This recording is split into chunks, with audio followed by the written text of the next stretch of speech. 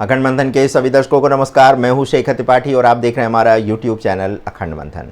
आज के भविष्य के समाचार में हम लाए हैं भारत का मासिक राष्ट्रीय भविष्य फल, जो दीपावली 2025 से दीपावली 2026 तक के लिए हमने तैयार किया है।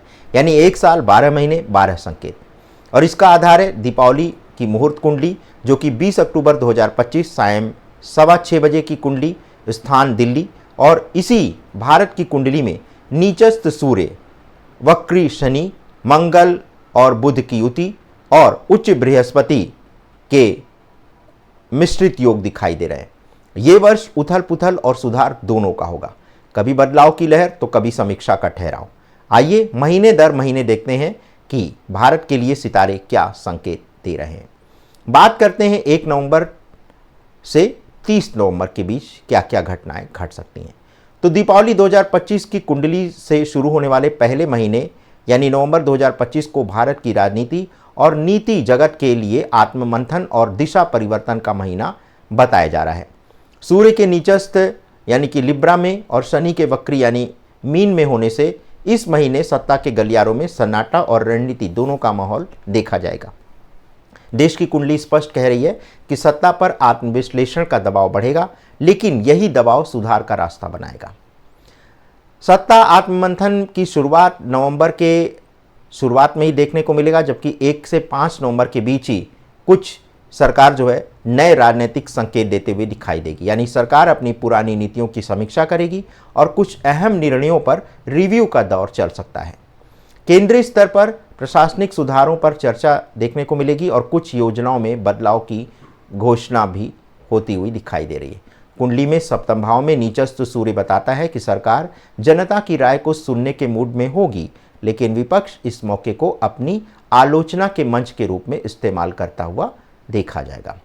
15 से 20 नवंबर के बीच किसी बड़े बयान या नीति सुधार के संकेत मिल सकते हैं, खासकर आर्थिक या सामाजिक नीतियों से जुड़ा कोई मामला ऐसा देखने को मिल सकता है।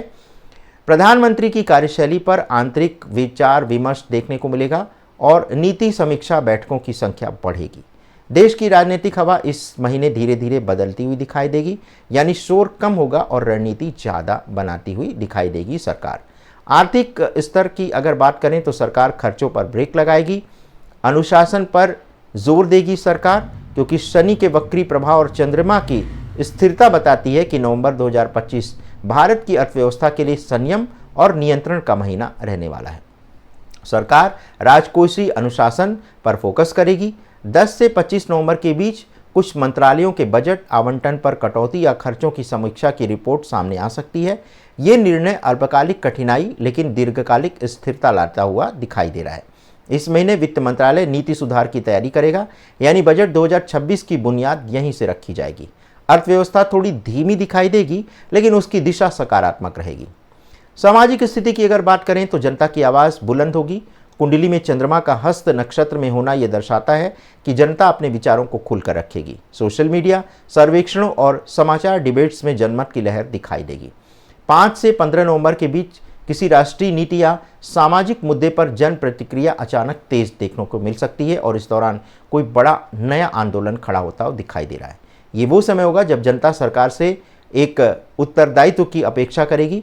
सामाजिक रूप से माहौल लोकतांत्रिक और संवाद में रहेगा, लोग ज़्यादा बोलेंगे और सरकार ज़्यादा सुनेगी। प्राकृतिक घटनाओं की बात करें तो मौसम और प्रकृति में असंतुलन जो है वो नवंबर के महीने में देखने को मिलेगा। विशेषकर उत्तर भारत के लिए कुछ चुनौतीपूर्ण स्थितियां उत्पन्न हो सकती हैं। कुंडली में वक्री शनि और नीचस्थ सूर्य संकेत दे रहे हैं कि दिल्ली, उत्तर प्रदेश, हरियाणा और पंजाब के हिस्से में भारी धुंध यानी स्मोग दिखाई देगा और वायु प्रदूषण का स्तर काफ़ी चिंताजनक हो सकता है। साथ ही साथ 22 से 26 नवंबर के बीच हल्के भूकंप आ सकते हैं उत्तरी या उत्तर पूर्वी राज्यों में। जी हाँ, दक्षिण भारत अपेक्षाकृत शांत रहेगा, लेकिन वहाँ पर तापमान में अनियमितता बनी रहेगी। तो कुल मिलाकर के प्रकृति नवंबर में चेतावनी देगी।